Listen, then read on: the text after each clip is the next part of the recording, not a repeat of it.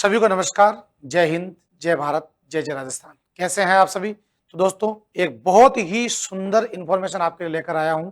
कहते हैं कि अगर आपका सपना है सरकारी नौकरी ज्वाइन करने का, तो ये इंफॉर्मेशन, ये वीडियो आपके लिए बहुत इंपॉर्टेंट है।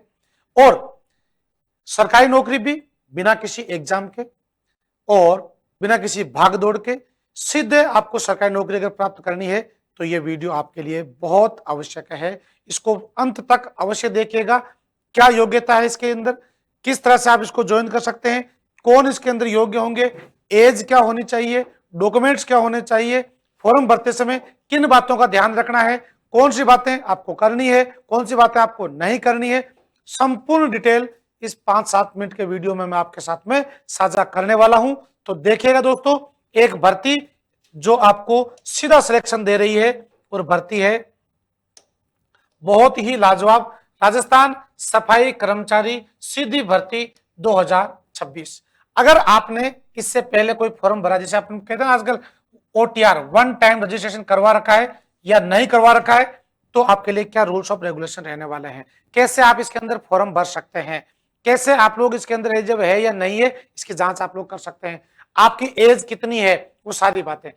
पहला पॉइंट है कि कुल पद कितने हैं, तो कुल पद है 24,752। 183 नगर निकायों में ये टोटल पद जो है लगाए जाने हैं।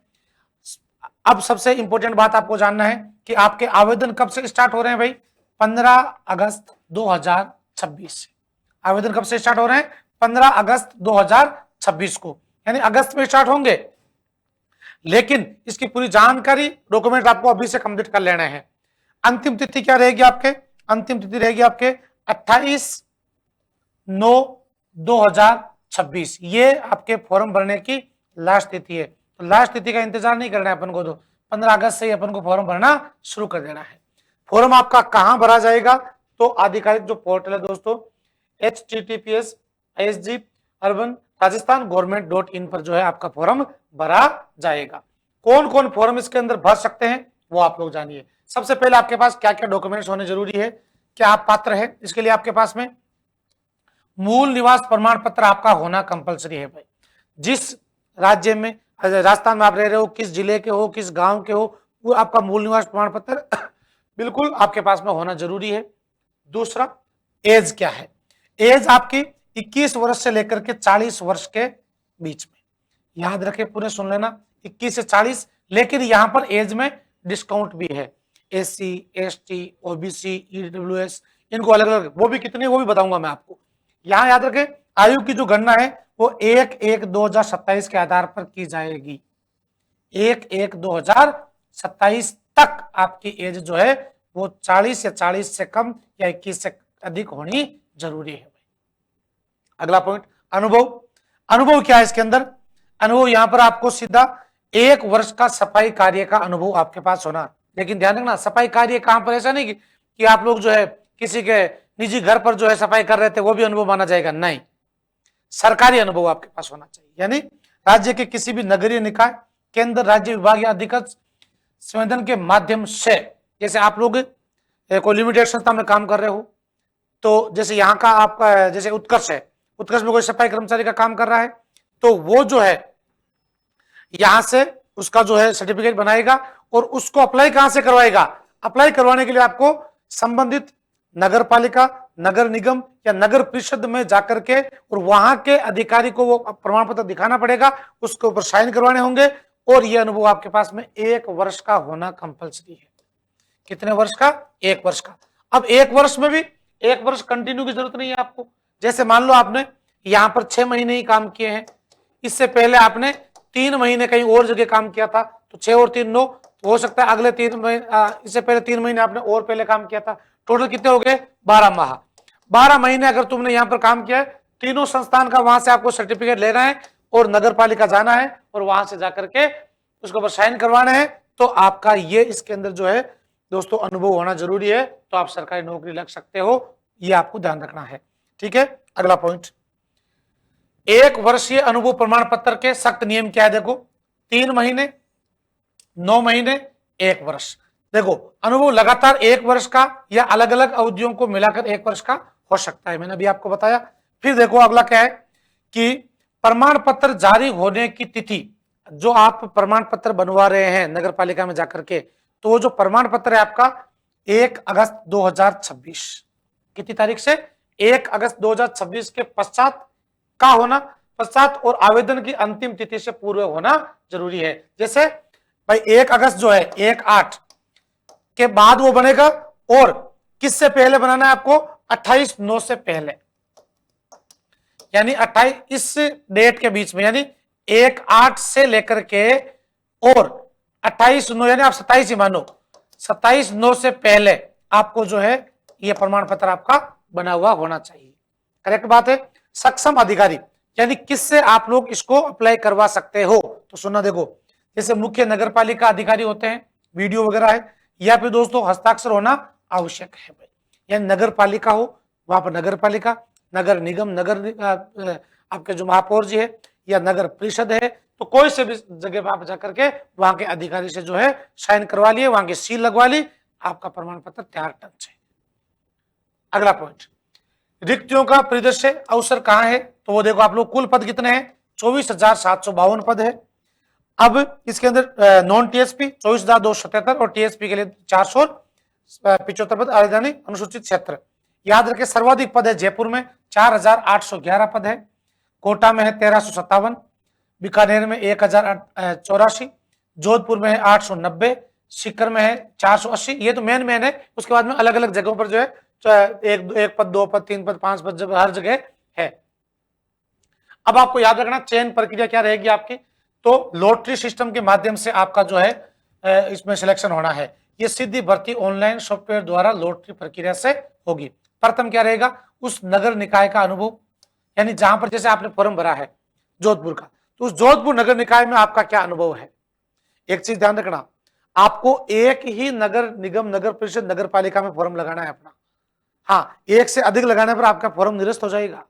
ऐसा नहीं कि आपने सभी जगह से फॉर्म लगा दिया, नहीं, एक जगह से ही फॉर्म भरना है आपको।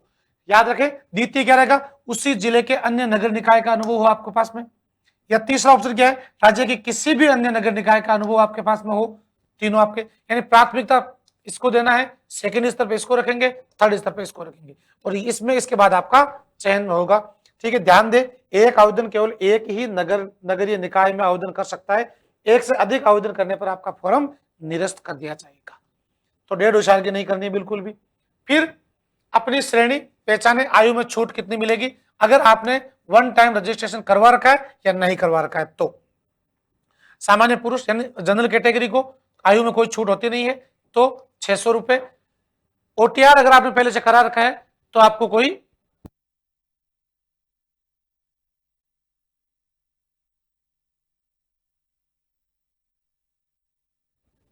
और सामान्य वर्ग महिलाओं के लिए आपको 5 वर्ष की इसके अंदर छूट है, 600 रुपए शुल्क है इसके अंदर भी। आरक्षित वर्ग पुरुष SC ST OBC और EWS आप किसी भी कैटेगरी से हो तो आपको इसके अंदर 5 वर्ष का डिस्काउंट मिलेगा और आपकी फीस रहेगी 400 रुपए। SC ST OBC EWS, ठीक है। आरक्षित वर्ग की महिलाएं हैं उनको 10 वर्ष की एज में छूट मिलेगी, यानी यहां आपकी जो एज है भाई सीधी जो है 10 वर्ष डिस्काउंट और 400 रुपए। और इसके अलावा जो विशेष योग्यजन जो है उनके लिए 5 वर्ष का डिस्काउंट है भाई, जैसे कोई दिव्यांग है तो उनको 400 रुपए। और अगर विधवा और विच्छित महिलाएं कोई है, तलाकशुदा, तो उनको कोई एज का क्राइटेरिया है ही नहीं, उनकी जो भी एज है वो इसके अंदर वैलिड रहेगी और शुल्क रहेगा 400। अगर आपने पहले से ओटीआर करवा रखा है तो आपका कोई भी शुल्क नहीं लगेगा भाई, ध्यान रखो आप लोग। अगर आपने वन टाइम रजिस्ट्रेशन करवा रखा है पहले से तो आपका कोई शुल्क नहीं लगेगा। तो देखो 40 वर्ष आपकी एज है तो आप फॉर्म भर सकते हो। आप सामान्य वर्ग की महिला है तो 45 वर्ष तक भर सकती है। आरक्षित वर्ग के जो पुरुष है वो 45 तक भर सकते हैं। महिलाएं हैं SC ST OBC वो 50 तक, और विशेष दिव्यांग जो है 45 तक, और विधवा वगैरह इन महिलाओं के लिए कोई एज का क्राइटेरिया नहीं है, आप फॉर्म भर सकती है। बस याद रखें, तत्काल अस्वीकृति के कारण क्या रहेंगे? जन आधार त्रुटि, यानी आपका जो है जन आधार कार्ड है या आपका जो आधार कार्ड है या आपका परिचय पत्र है, आपका पैन कार्ड है, या फिर आपके पास में आपका मूल निवास प्रमाण पत्र है, आपकी 10वीं की 12वीं की कोई मार्कशीट है, या आपके पास जो भी डॉक्यूमेंट्स है उसमें आपकी डिटेल अलग अलग नहीं होनी चाहिए। आपका नाम, आधार कार्ड, जन आधार कार्ड बिल्कुल सेम होना चाहिए। अगर ऐसी कोई त्रुटि है तो आज ही ई मित्र पर जाओ और वो त्रुटि को सोल्व करवा लो बढ़िया से। तो याद रखें, जन आधार या ओटीआर प्रोफाइल में गलत नाम, पिता का नाम या जन्म तिथि गलत विवरण होने पर पहले जन आधार अपडेट करें। जन आधार में आपकी डेट वही होनी चाहिए जो आपके आधार कार्ड में है, वगैरह वगैरह। दूसरा, परिवार नियोजन नियम 1/6/2002 को या उसके पश्चात 2 से अधिक संतान होने पर अयोग्य होंगे भाई आप लोग। हम दो, हमारे 2 वाली स्कीम तो हर जगह आड़े काम आ रही है। परिवार नियोजन, क्योंकि अगर आप 1/6/2002 इससे पहले आपके कितने बेटे हैं वो मायने नहीं रखेंगे, इसके बाद आपके पास आपके 2 ही संतान होनी जरूरी है भाई, क्योंकि जन आधार कार्ड में ये पूरी डिटेल होती है। दूसरा, फर्जी प्रमाण पत्र, फर्जी अनुभव प्रमाण पत्र प्रस्तुत करने पर सख्त कानूनी कार्रवाई भी आपके खिलाफ की जाएगी। मान लो कहीं काम किया ही नहीं, झूठे ही फर्जी साइन कर लिए, और तो उसकी जांच होगी, डॉक्यूमेंट वेरिफिकेशन होगा और आपके खिलाफ नौकरी तो नहीं लगेगी, कानूनी कार्रवाई और होगी। दूसरा, बहु आवेदन, 1 से अधिक निकायों में आवेदन करने पर आपके खिलाफ कानूनी कार्रवाई हो सकती है और आपका फॉर्म रिजेक्ट हो सकता है। इसके अलावा आवेदन प्रक्रिया का रोड मैप देखो आप लोग, कैसे आपको आवेदन करना है, सीधी भाषा में समझो। सबसे पहले आपको जो है राजस्थान गवर्नमेंट.in पर जो है जाना है। वहां से स्टेप 2, आवेदन से पूर्व अपना जन आधार कार्ड अपडेट कर रखें।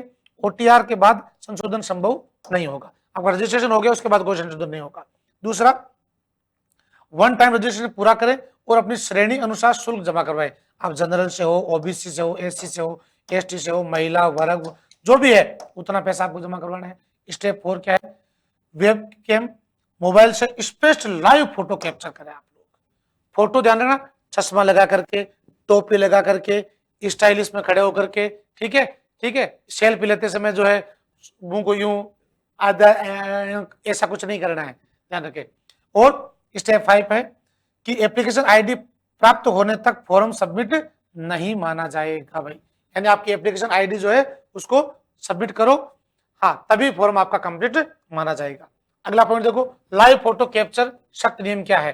देखो ये आपको करना है, बिल्कुल एकदम सिंपल लड़का दिख रहा है, ये देखो आपका छपरी टाइप में लग रहा है, तो ये इसके अंदर क्या रहेगा, इनवैलिड रहेगा। चश्मा, टोपी, मास्क नहीं पहने, फ्लैश की चमक या छाया चेहरे पर न हो, फोटो एडिट न करें।